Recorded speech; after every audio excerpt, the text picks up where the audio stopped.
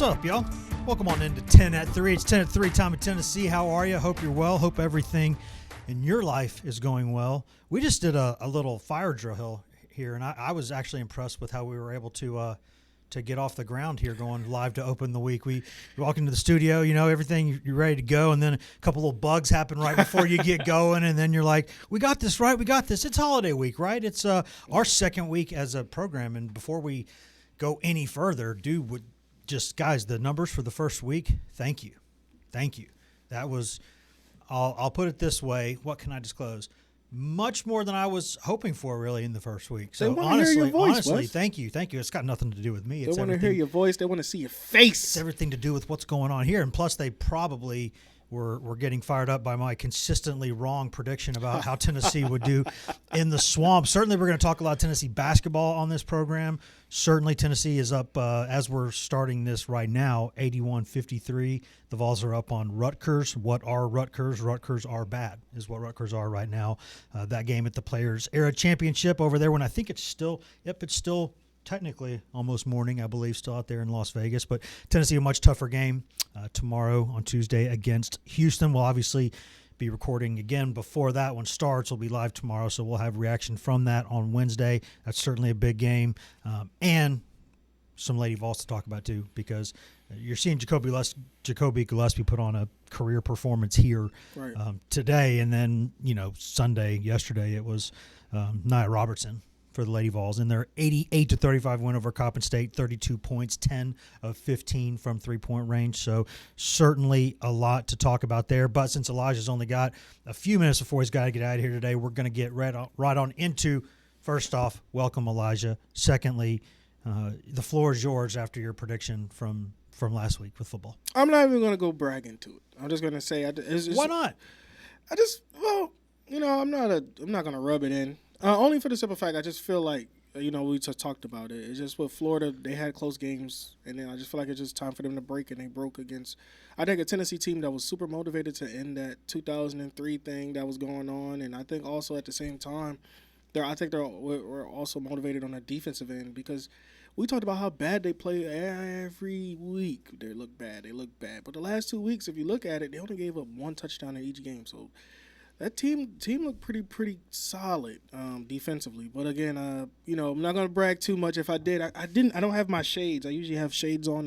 Those are what I call my for sure you right ons. Mm-hmm. I don't have my for sure you right ons today. Well, I would be wearing an idiot hat is what I would be wearing. Although I will say that Tennessee did, by the way, win 33-11 or 31-11, a really funny looking score. But I think it's. I did say, in fairness, now I got it wrong. Hey, hand up. I said Tennessee was losing. It lost, right? No question about that. I did say I thought the one way Tennessee could win was a fast start. If Tennessee got off to a fast start, I felt like that could take all this, Florida's back home for the first time in a month, and so it's Tennessee. It's a sold-out crowd. They're going to be fired up. They don't have a bowl game, so they got these next 2 weeks at that point. They had Tennessee coming in and then Florida State coming in. This is what you had, right? And so I thought early on if they could make it a game. I don't love Tennessee in some of those close games on the road, but if Tennessee could get going early, I thought Tennessee had a chance to put it on them. That's what happened. Now, it's not what I predicted. Mm-hmm. I did have the caveat that if Tennessee would win, it would be a rout because they would get on them early. So I feel a little better about that, but still, you have not been poisoned by several decades worth of watching Tennessee lose to Florida in every which way that it could. So you walked in here just, clear eyes, whatever, full hearts, can't miss the prediction. I got clouded by judgment of the past, I suppose. Well, I did get my heart break against Georgia. I thought Georgia was a game I thought they would beat here. I thought Oklahoma was a game they would beat. I was iffy about Alabama. I thought they would beat them, but I was up and down about Bama. But Oklahoma and Georgia definitely did. Me and my dad were texting back and forth, and I remember when Tennessee was up 21-7, and my dad was like, as soon as halftime came, he was like, well, real football about to come on, so be ready. And they came back and lost, and then Georgia came back and won, so.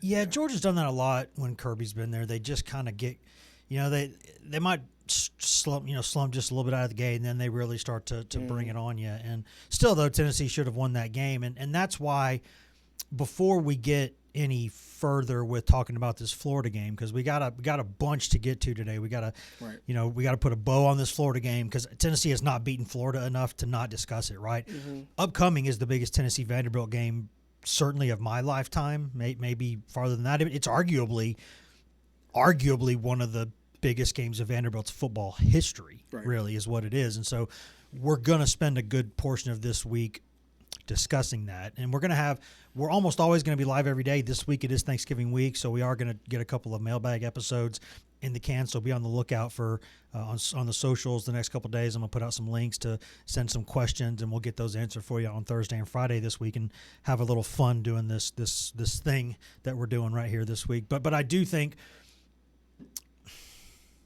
how can I put this? We got a lot to get to, but we're not going to overlook the Florida game. We're going to discuss it today, certainly. But I do feel the need to go out here and say there's been a lot of questions in the past couple of days. I do not see a path for Tennessee to get to the college football playoff. I just don't. I think that ESPN predictor thing has it at 0.9%. So, again, it's not mathematically impossible. I just think Tennessee would have been better off, like, beating Georgia or Alabama and then losing to, like, Kentucky or somebody like that. Like, that would have been a better trade, because at that point you would at least have a valuable win on the resume. Because if you're Tennessee right now, you've got no bad losses, really, in terms of just bad losses. You've got a couple that aren't great, but there's not a bad loss on there. There will be teams that get in the playoff that have worse losses than Tennessee has. The problem is Tennessee's not going to have multiple really good wins. I would argue, even if Tennessee wins this game coming up on Saturday, that's obviously going to be Tennessee's best win if it happens. But the second best win is what? At State? Like, it's not – that's just not a playoff resume. It's just not. There's no way to kind of put all that together. So, again, I'm sure people will ask questions throughout the week. And, technically, is there some sort of an inside straight draw that Tennessee could get? Maybe, and we'll try to find whatever that possible scenario might be. I just think when you look at these resumes, there's going to be, if a team with 3 losses gets in, it's got to be a team with a bunch of good wins. I think Tennessee would have one. And this is where I'm up and down about it, because I think they can. I think they can make the playoff. Hey, you were right last week. No, I mean, every week's a new week. But I think with Texas, right, if you put Texas in there, I feel like then you should have somewhere of Tennessee in there, because to me, Texas doesn't have a great win besides Oklahoma. Better than Tennessee's got. If Tennessee's Oklahoma on a neutral field is better than what they lost. Tennessee's they got manhandled by Georgia. Tennessee only lost by a couple points. True. Texas barely escaped Kentucky. They barely escaped Mississippi State. Did lose to Florida. They lost to Florida, and honestly, if they lose to Texas A&M. Well, they'd be at 4, so they'd be gone. Right? So what gone. I'm saying is, I'm not saying right now where if Texas go on and beat Texas A&M, they're for sure lock in my eyes. I think they'd be in at that point. But if you lose to Texas A&M, if you had that same feeling about Texas at that moment, I think you could have that same heart of Tennessee, because Tennessee, yes, they didn't beat the prime guys, but they didn't get blown off the map either. And if you remember it, I think that with this defense coming healthy, I think the committee could look at it. Say if they just go out there and rout Vanderbilt, the committee got to look at it like, okay, they didn't have all these guys prior to those games. Now that they have them back, and possibly they can add more if you go into a playoff, I think we could talk about something of something being special there. It's not. That's why I say it's not impossible. Now, of course, if you're Tennessee and you're Josh Heupel and you're these guys, you don't mention one word about that this week. The only thing that matters is Vanderbilt. And that's because you would have to play your best game of the season to beat those guys. They're not – I mean, Tennessee's favored by 2.5 points, and that's fair enough. It's at Neyland Stadium. Listen, Tennessee's got more talent than Vanderbilt does. Now, Vanderbilt is good at some really important positions to be good, and Vanderbilt's got a lot of moxie, a lot of swagger, some discipline at times. It's good in places you need to be good, and it just kind of has a way of performing and getting things done in some of these close games. And so, but if you're Tennessee, you just have to focus on that. And as, by the way, it is final now. Tennessee 85, Rutgers 60. That game just finished. It'll be perfect because Rick Barnes can be really unhappy despite winning by 25 points because they didn't play great toward the second half when they were the issue was out of control basically, and they were like, whatever. At that point, you're just playing guys and using minutes and trying things. But back to football, I think I just have a hard time thinking that you can put anything other than Vanderbilt on your mind this week if you're Tennessee. You got to do that and then wait and see.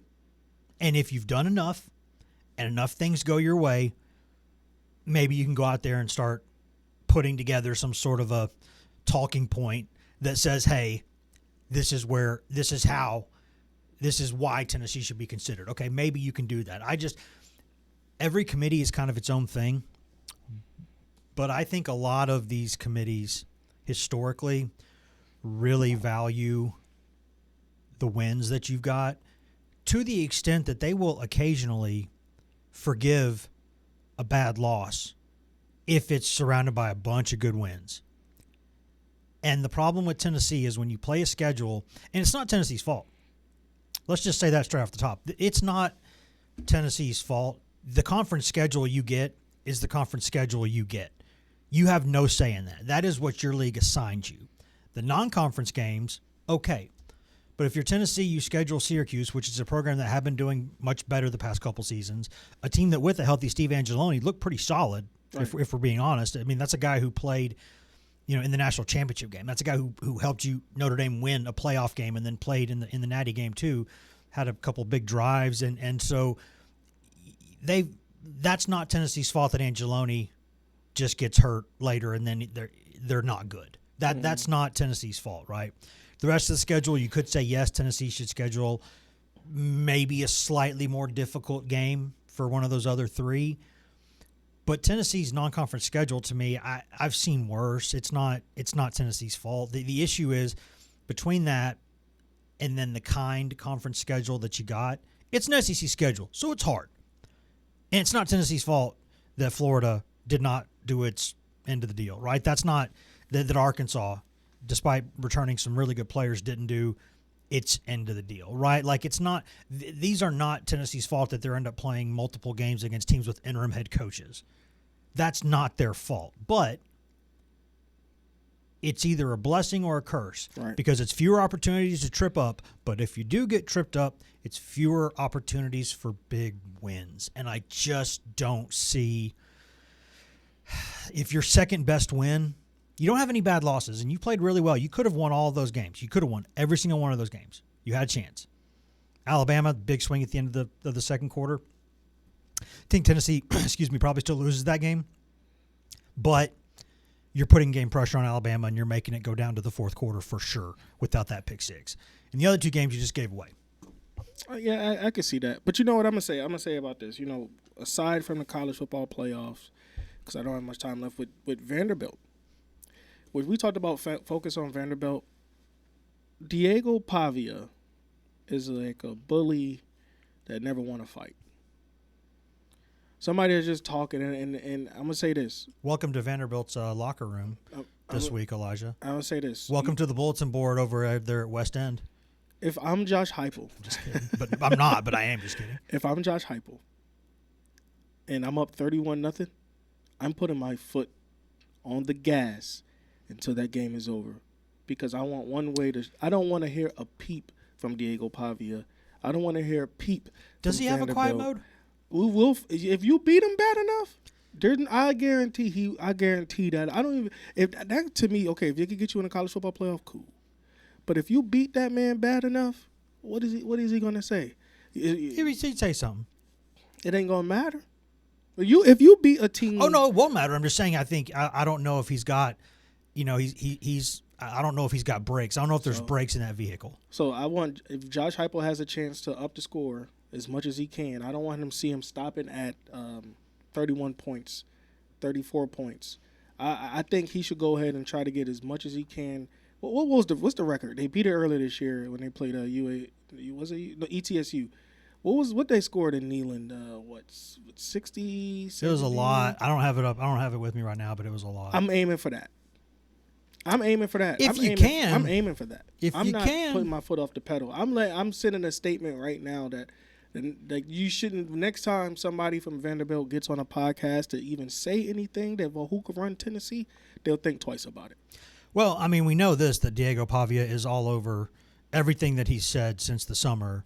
It's Tennessee's going to – I mean, that's – I don't know of a football coach anywhere on earth who's not going to be playing that every day in the complex. You might even just put it on a loop. Like the stuff that he said on Bussin' with the Boys this summer and some of the other, SEC Network interviews and other things he's done. Just put that all over the place. Now, again, I've always said I don't think that really matters. Because what happens is, Coach I used to cover years ago made a really good point about this, and I've always believed it. No matter what you say, after the opening kickoff, doesn't matter.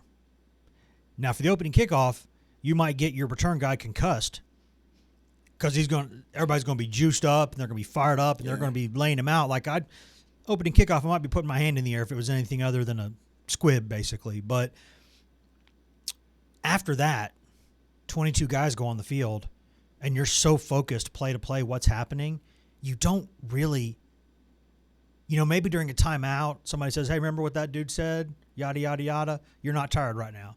That dude said you would be soft. Are you soft right now? So maybe a couple times in the game, out of a timeout, out of the half, certainly to start the game, that matters. But other than that, go on whatever bulletin board you want, man. I don't care. Now, you better back it up or you're going to look like an idiot. Exactly. You're going to look like an idiot. But I've never thought that stuff really matters. It's fun. It's really fun. We enjoy it. I mean, would you rather have like a Diego Pavia press conference or a Josh Heupel press conference? Doing what we do for a living? Dude, Pavia 11 times out of 10. They make your job a lot easier. They're doing your job for you at that point. But I don't know how much it matters. We're going to find out, I guess. We'll find out this week how much it matters. But then again, will we? I'm going. This is the earliest prediction I ever had. You're sprinting out of the gate here. Deshaun Bishop has a hat trick on Saturday. 3 tutties? 3 tutties.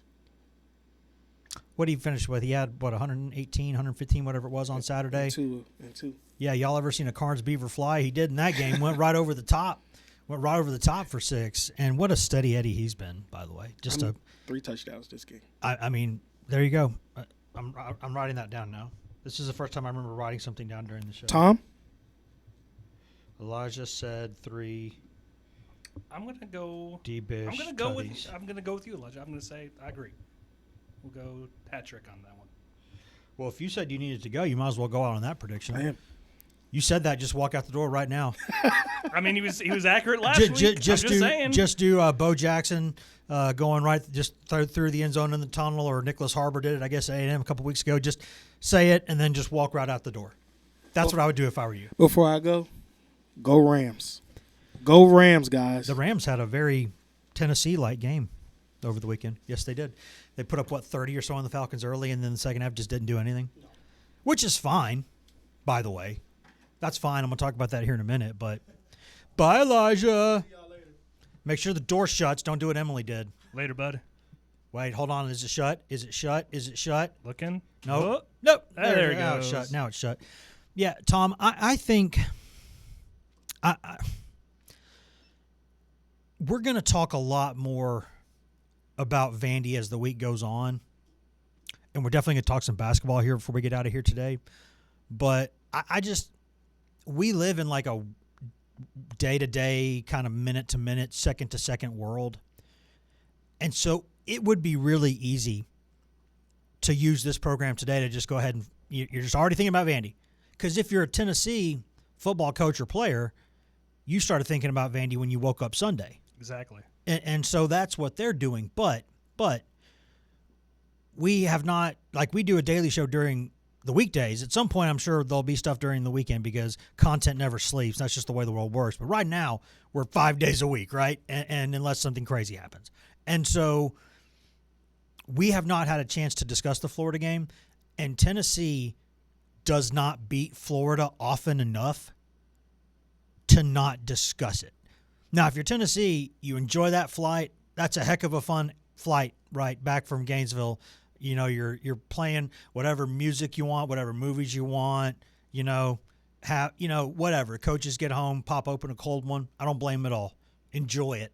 You got to enjoy this stuff. You got to if you can't enjoy wins, what's all this work for? So enjoy it, and I'm sure they did.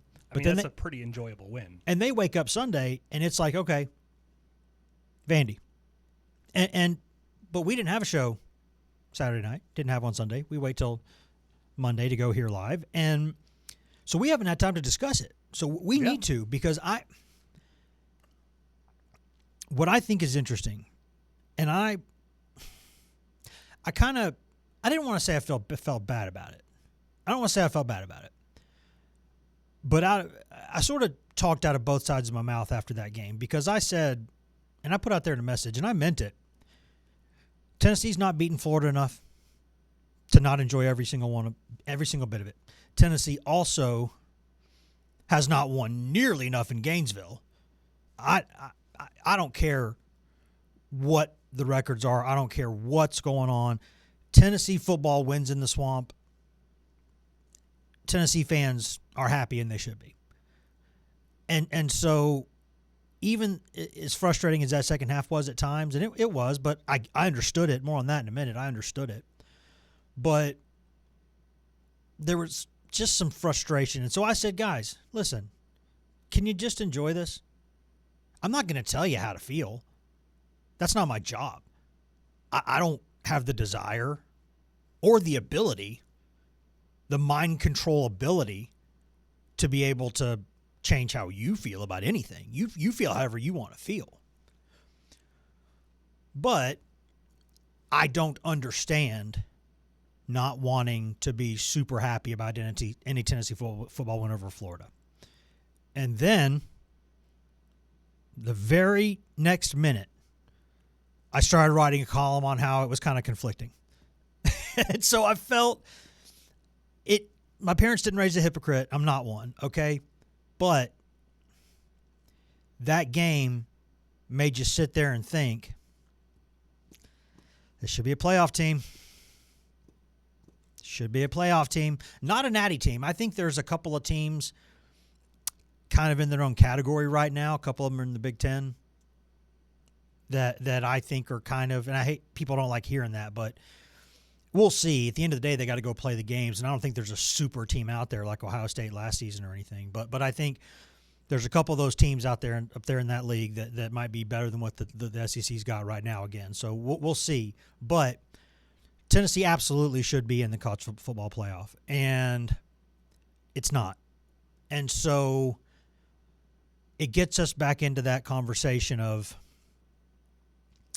I think I put it something, and it's like you appreciate the stability of this era, right? That's sitting there that's the angel on one of your shoulders. The stability that Heupel and his era or his staff, what they've brought to Tennessee, took over an absolute disaster of a situation. One just as bad as you could imagine things being at a place like Tennessee in football. As bad as it could possibly get. Team wasn't good, 40 guys losing in the portal. You don't even know what style of football you can play because you don't have a roster. Right? Like that's all going on there. You know, with NCAA stuff too, is that going to get bad? What's going to happen? And the winning that he's brought to Tennessee in the amount of time he's done it, and by the way, getting to the playoff last season, you can't dismiss that. You would be the world's biggest ingrate if you didn't appreciate that. I think you got to appreciate that. But that's one shoulder. The other shoulder, I don't know if you want to call it greed, call it envy, call it regret, call it whatever you want to call it, but it's something on this other shoulder that's letting you know how big of a missed opportunity this season was.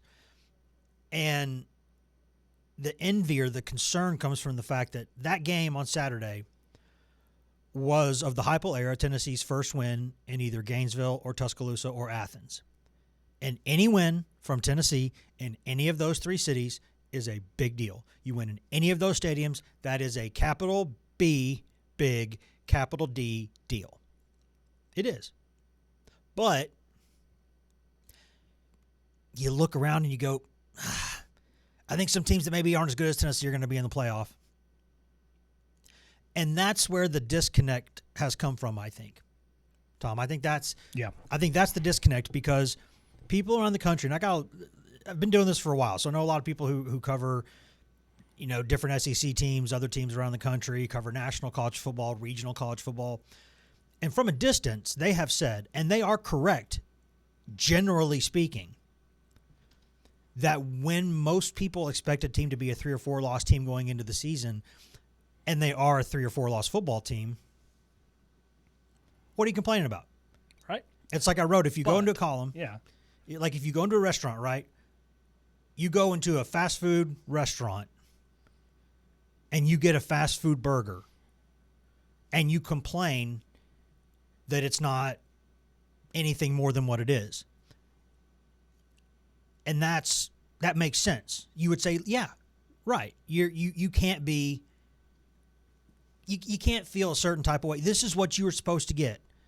Like, you walked into this restaurant, you got this burger with these sort of cold fries, and they either put way too much mayo on it or not enough, or, just it's just the meat quality is not great. Like, you get what you're getting. But that doesn't apply in this situation, because the difference is we saw the games. We saw the games. We saw them. We watched Tennessee play Georgia. We watched Tennessee play Oklahoma. And those were games in Knoxville. Tennessee had won and then lost them. And we saw Tennessee go down to Tuscaloosa, not play that great, but you're right there at the end of the first half. You are at the goal line, getting 3 or 7, put some pressure on them in their building. Man. And then 100 yards the other way in the last play of the half. Self-destruct. We saw that. So we saw those 3 games. We saw them. And you can't sit here and say you have nothing to be upset about. You can't sit there and say that to Tennessee fans who say whatever you will about them. They know ball and they care. A lot of them don't love me, and that's fine. That's the job. That's whatever. That people don't like some of the media who cover their teams. That's life. Not about me, not about anybody else. It's about them and their team. And then people who get in the way, they think of them and their team. And if you happen to be one of those people, you're going to get criticism, and that's fine. But you can't question how much they love Tennessee. And for most of them, you can't question that they do know ball. They've watched these games. So to sit there and tell them that they are not allowed to be a little bit aggrieved at this season, to tell them that because, well, you had a quarterback left the program the day before the spring game. You brought in a quarterback after spring ball. You lost 2 corners, All-America, All-SEC caliber corners, who didn't get to play for you this season. Your best linebacker got hurt, missed a few really important games, played on one foot and some others, right? Like, you can't sit there and say you can't be upset about. Look at all these factors, and that would be right more often than it's wrong. The fact is, it's wrong right now. It's wrong. It is factually dishonest. It is intellectually dishonest to sit there and say that you can't feel a little bit of conflict in your head right now, or your heart if you're a Tennessee person. Because, yes, the Joey Aguilar story, incredible story. Watching him almost quit football a few years ago, right? Almost quits football to become a firefighter. He's a JUCO walk-on. Tennessee is the first place that he goes that he's really kind of expected to be the starter, but he still had to earn it. And he got to snap Tennessee's 22-year losing streak in Gainesville, and he got to lead the band in Rocky Top after the game. Great story. Human interest. Fantastic story. Great sports story. Great life story. Great lesson. Young people out there. Keep trying. It can get better. You can get bigger. You can get faster. You can get stronger. You can get smarter. And you can go do things. That's pretty cool. That's pretty cool. And what Josh Heupel's done at Tennessee from where they were to where they are now, no question. It's not even the same program. But when you take the Tennessee football program and you put it back on its normal axis, when it's spinning on the axis the way it should, expectations come with that. And you're willing to forgive things here and there. You are, because you have to be, because that nothing's perfect. But we've seen these games. We've seen that Tennessee should be, at minimum, 10-1, heading down to its own building, its own stadium, to play Vanderbilt. And really, at 10-1, it already would be in the field, no matter what happens this weekend, probably.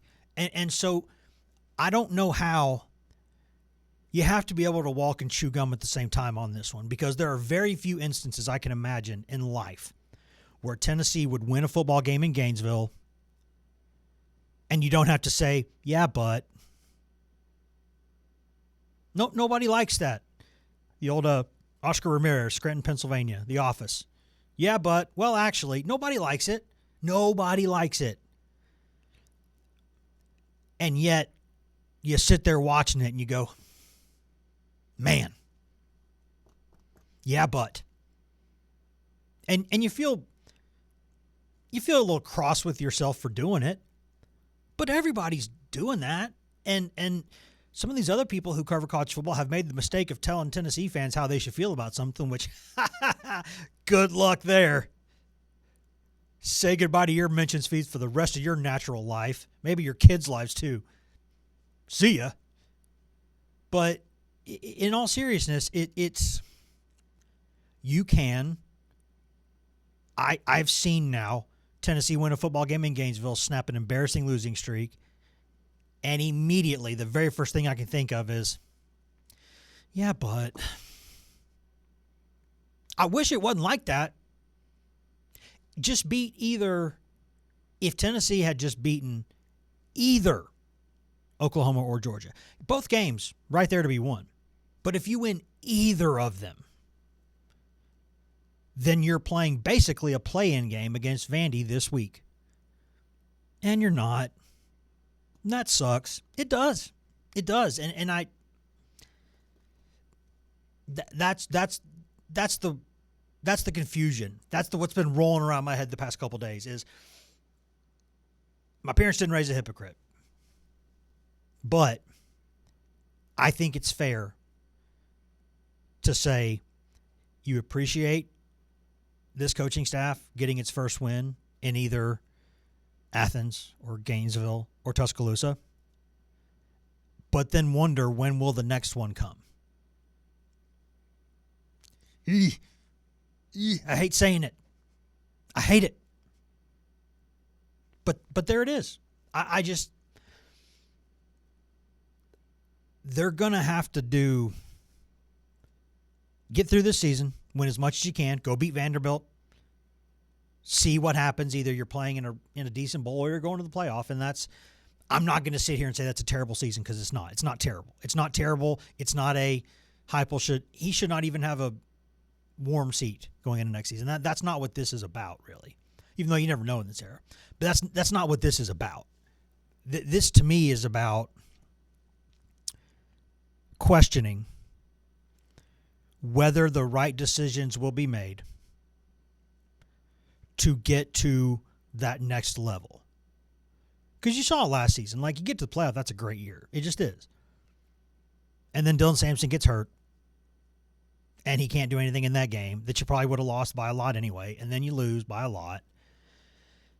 And so you see the class. You see the bar you're aiming for, right? You see the bar that you want to at least get near. And are you making the decisions within your coaching staff? with your allocation of NIL resources, with the guys you're betting on and the guys you're not betting on, with the systems that you're running, with the discipline that your team has on the field, with some of the clock management stuff. Just to be candid, they need a rethink on a lot of that stuff. I understood some of this, so I'll talk about that in a minute too. But big picture, obviously, there's enough body of work this season to say that's a concern. So you understand that, hey, Tennessee's got a lot of money and a lot of power and a lot of ability to go get some things done and good resources, all these things. So does everybody else. And they're not going to stop for you to catch them. That's not how this works. They're sprinting too, and you got to just sprint faster and catch them. And are they going to do that? It's where that argument comes in. Is this the guy, or is this the guy who gets you to the guy? Is this the guy, or is this the bridge to the guy? And I'm not writing off. I think Josh Heupel could win championships at Tennessee. I really do believe that. I think he could. But I think he's going to have to tweak some things to do that. And I think there's enough body of evidence out there now to suggest, okay, I don't know if it's as easy as something like, I don't think it's as easy as like having a general manager. Call that whatever you want to call it. It's not the title that matters. It's the way you're going about the process. So they got to make sure that they're doing what they need to be doing there, I think. So there's that. But is this ship being run with the efficiency that you're going to need to get to that next level? Because with as many bad breaks as they've gotten this year with injuries and some other things, and it's bad luck. It's bad luck to lose two corners of that caliber.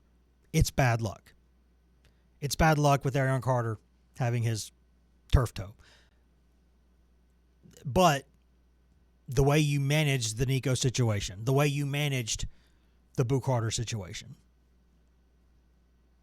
was that if Aguilar doesn't come here, what kind of season is this? We'll never know, but probably not a great one. Probably not even a good one. So if they didn't get a little bit lucky there, how many more questions are we having? And so there's just levels to this thing. There's levels to it. And when you see those top programs, that's what Tennessee wants to be. And at times in its history, more than once, more than a couple times, has been that kind of program. And when you see sort of how fine those margins are, you miss it when, or you feel a certain type of way when it's there to be won and you just don't do it. And it's not just because of what somebody else does. It's not just because Oklahoma's kicker out there wearing his John Stockton shorts, kicking field goals from 130 yards or whatever it was, or Georgia getting a couple breaks during that game, or the ball just going where it did against Alabama and that turning into disaster. Like, it's not just that. Like, if Tennessee had gotten breaks like it did in the first half of the Florida game all year with some of the bounces of the ball, some of the way things were going, who knows? This whole thing is different. But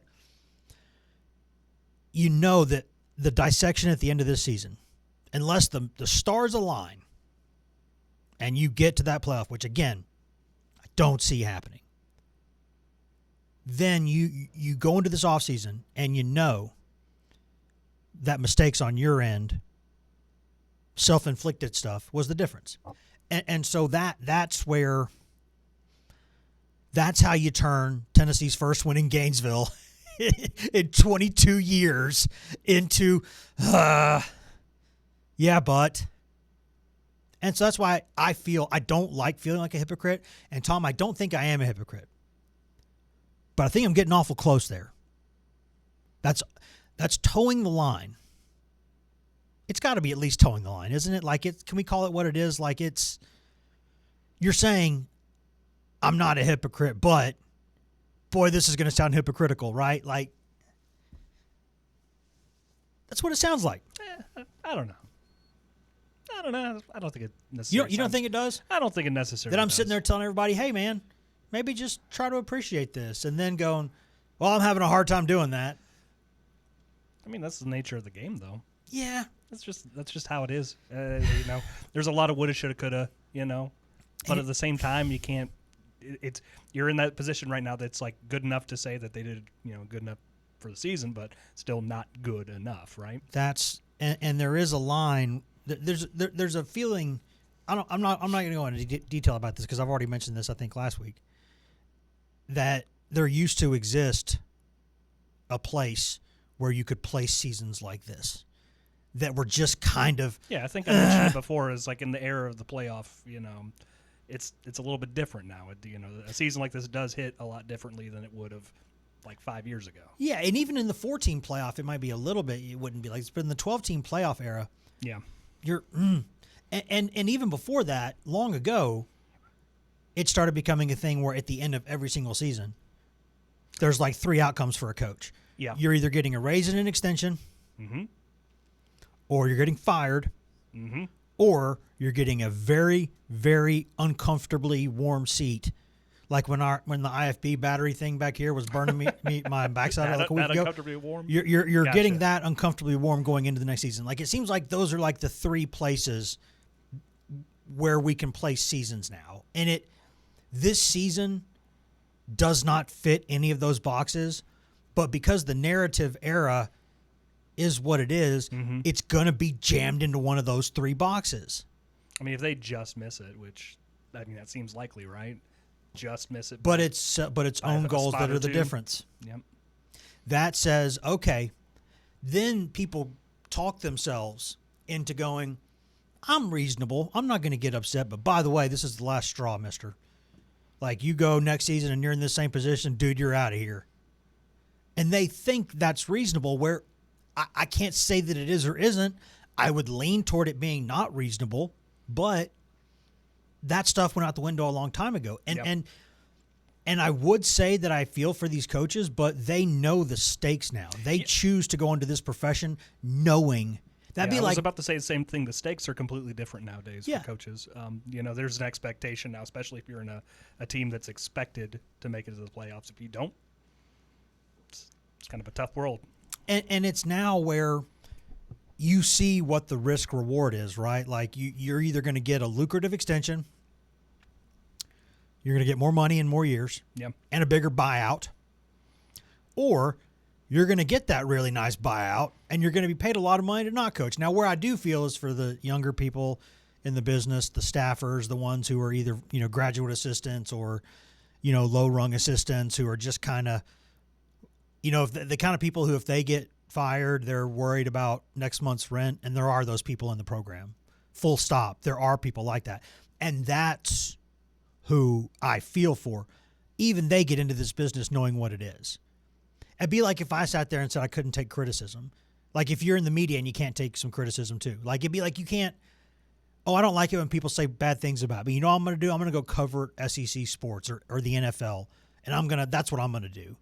Because I can't take criticism. That you don't do that. You know what you're getting yourself into. So that doesn't mean that we're allowed to be unfair to these people, or should be allowed to be unfair to these people. But there's 3 pockets in which to place seasons now, and the only place this one goes in, unless something drastically changes,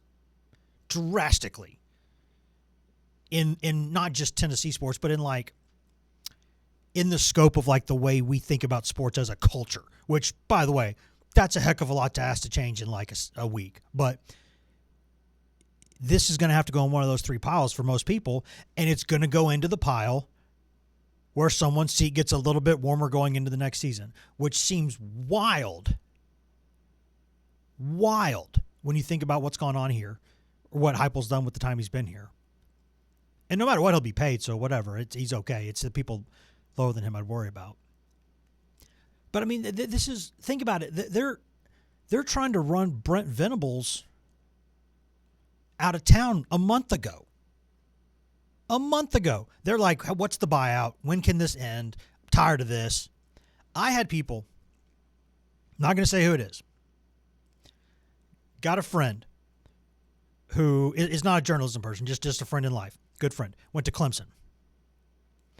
And during, like going into that Tennessee-Oklahoma game, Tennessee goes down there early and scores. The crowd's fired up. I get a text from him who's watching at home saying, please, can you tell Heupel to just murder Oklahoma so I can get Venables back on staff at Clemson. I want him back as the defensive coordinator at Clemson. And he's thinking, in his mind, realistically, and he's not wrong, that if Tennessee just hammers Oklahoma there and then the wheels start to come off, then are they going, whew, maybe he will get canned and maybe he will go be the DC at Clemson next season. Maybe. Now he's well on his way to a really fat extension unless he this week just blows up on him. Like, and that's the world that we live in, and it's weird, but it's the kind of world we have built, a world where the Tennessee football team can go down to Gainesville and win, and it becomes a realistic thought in our mind to have a conversation like this on a Monday. Just 48 hours, less than 48 hours since that happened. It's wild. But kind of where things are. And you don't want to, you want the story to be about, a couple of former walk-ons. You want it to be about, Joey Aguilar having 0 turnovers, which also Elijah was right about and I was very wrong about. And Deshaun Bishop, who had scholarship opportunities but not at Tennessee, grew up down the road from here at Carnes High School, wanted to play for the Vols, went for free to do it for a couple years, turned down group of 4 offers to go, and maybe some lower level Power 4 offers to walk on at Tennessee because that was the dream. And what's he doing? Boom. He's on his way to 1,000 yards this season as a third-year sophomore. And he has some touchdowns down in Gainesville. Plays through some pain while he's doing it. You want that to be the story. Ethan Davis, really talented young man, goes into the season hurt, just banged up. Kitzelman's their guy at tight end. So then, even when Davis starts to get healthy with that nerve injury or whatever it was, that Kitzelman's the main guy. He just is. But then Kitzelman gets hurt. Davis goes on there. Boom. He gets the thing going with that beautiful pirouette and then move down the sideline to score a touchdown to open up things. You want that to be the story. But kind of isn't. And I don't like that.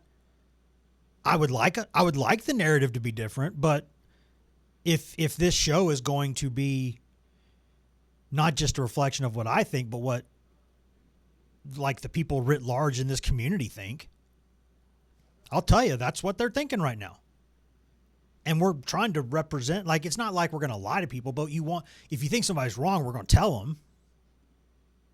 But this is the conversation in a lot of these places. It's like, I can't even really totally fully enjoy a win at Florida. And that's a bummer. It's a bummer. But for at least the next 6 minutes, let's go ahead and talk about how big of a win that was for Tennessee. We'll just go out here. You super said it, sunny. It was great, and you said it last week that the last time the Vols beat them in Gainesville, there were probably players on that team who weren't alive, correct? Most of them were not alive. There you go. Joey Aguilar was alive. Most of them were not. A majority of them were not. They'd have to be 22, which most of those guys are not. We were talking. That is kind of remarkable, honestly. When you think we had people. That's a long winning streak for them, the Gators down there. We had 3 people who were in this room during the recording of episodes last week at different times. Correct. Who were 2 years old or younger when it happened. 3 of them. Mm-hmm. One of them was 2 months old when it happened. And there are people working over there just across this door that Elijah so loudly shut earlier that and he's allowed to. He called the game right. Do what you want. He can do what he wants. Spike the ball, spike it, shut the door. As he pleases. That's here. hey, man, go on. For sure. Go off, Elijah. You got it. Go off. But it's the spoil system is in effect here. Victors get the spoils. But these three people were 2 years old or under. And there are people across that building in there right now who were not alive. They were not alive when it happened. They were a twinkle in their parents' eyes. Really. And so, yeah, that is cool. And you don't have to go there for 4 more years. So you can have at least one fond memory of the swamp for the next 3.5 years. That's pretty cool. That's pretty cool. And if you're Tennessee, I'm not going to pretend that I didn't say this because I did. And I meant it. And I still think it's true. If Tennessee wins these last 2 games, is what I said, they would leave this season with something tangible no matter what.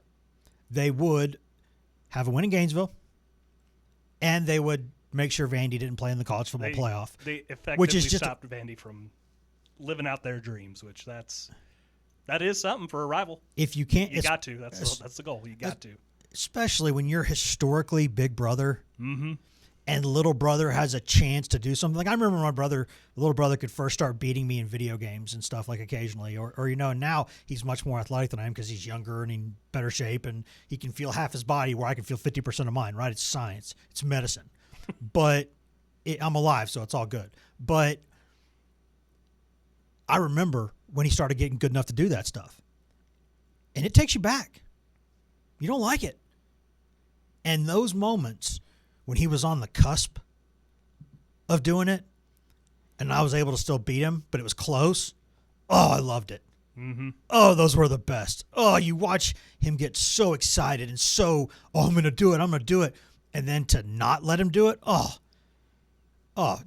could run off that juice for the rest of my life. That is beautiful. You're Tennessee, you can do that.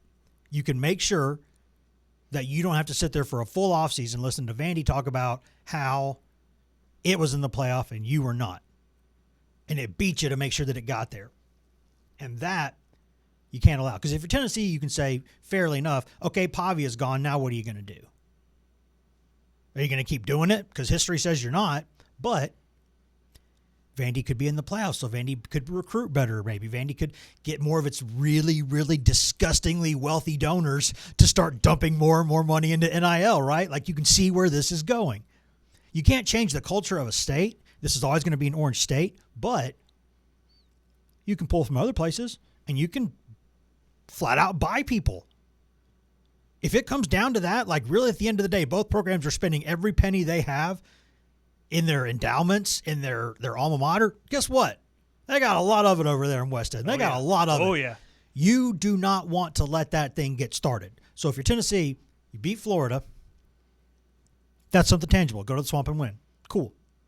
Now you do this. That's 2 good things in a row. That's 2 in a row, shooter. And you got something going into what was otherwise a frustrating offseason. So you got something to play for. You got something to play for. And who knows? Maybe the stars align. Maybe that inside straight draw happens. Maybe, just maybe, you find a way to squeeze in there. Don't get your hopes up because it ain't happening. But maybe, just maybe. Stranger things have happened. Or stranger things have happened before. Or you could lose to Vandy and watch Vandy maybe get into the college football playoff, and maybe that is really painful for you in the short term and a little uncomfortable in the long term because of things that it could possibly, not definitely, but could possibly mean. You want to keep that you want to keep that one in the cradle. Don't let it get going. Don't let that thing get going. Keep it right there. Keep it right there. Keep it right there. Your big brother. Keep your hand out where he still can't hit you. You still got the reach on him. Win this game. And then we'll be sitting here a week from now, probably still saying, what might have been. But saying it with a bigger smile. We might be sitting here 7 days from now having a little bit more regret on top of what's already a big pile of regret. But two pretty good things to end the season on this hand. So that's momentum. That gets you going in the offseason. That helps with recruiting. That gets Adidas comes in, floods all this money into you. Hey, boom. Again, you're cooking. But lose, not a fun offseason. So if you're Tennessee, you just think about Vandy this week. That's all you do. Yep. That's all you do. And if you're a Tennessee fan, all you do is think about Vandy and also the 4 more hours of programming you're going to have at 10 to 3 throughout the week, because we're going to have a couple more live things for you Tuesday and Wednesday, and then we're going to have some mailbag stuff in the can, so I'm going to send out those links later. You can get to those.